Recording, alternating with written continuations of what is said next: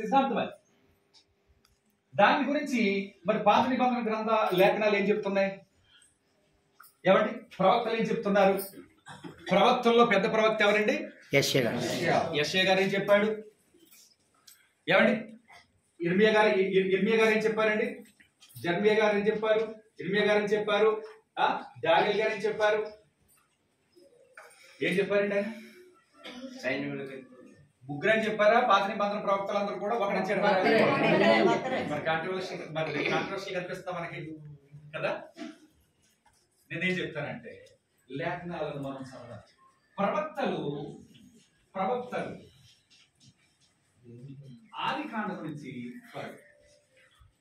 ఆదికాండం నుంచి మలాకి వరకు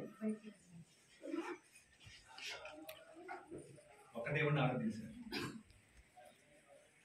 ఆదికాండం నుంచి మలాకి వరకు ఎవరండి వాళ్ళు? ప్రవక్త.